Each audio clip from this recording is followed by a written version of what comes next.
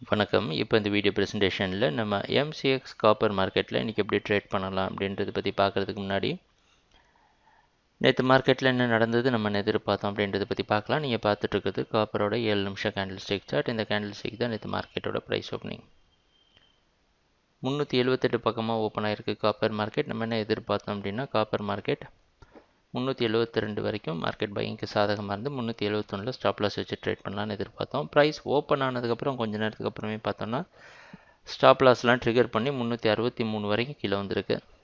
கீழே வந்து மறுபடியும் 374.65 க்ளோஸ் ஆகிருக்கு.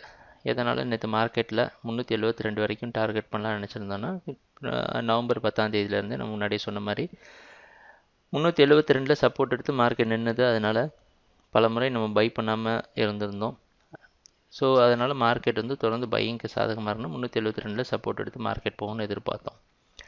ஆனால் அது நடக்கல. ஸ்டாப் லாஸ் ட்ரிகர் ஆகிடுச்சு. இன்றைக்கி என்ன பண்ணலாம் அப்படின்னு பார்த்தோன்னா இன்றைக்கி மார்க்கெட்டோட ஓப்பனிங் 372 பக்கமாக ஓப்பன் ஆகிறதுக்கு வாய்ப்பு இருக்கிற மாதிரி வெளிநாட்டில் இருக்கிற காமெக்ஸ் மார்க்கெட் வச்சு பார்க்குறப்ப தெரியுது. அந்த அடிப்படையில் மார்க்கெட் தொடர்ந்து பையிங்க்கு சாதகமாக இருக்கும்னு இன்னும் எதிர்பார்க்குறோம். ஏன்னா ட்ரெண்டுக்கு அகெயின்ஸ்டாக மாற எந்த முடிவும் நம்ம எடுக்கிறது கிடையாது.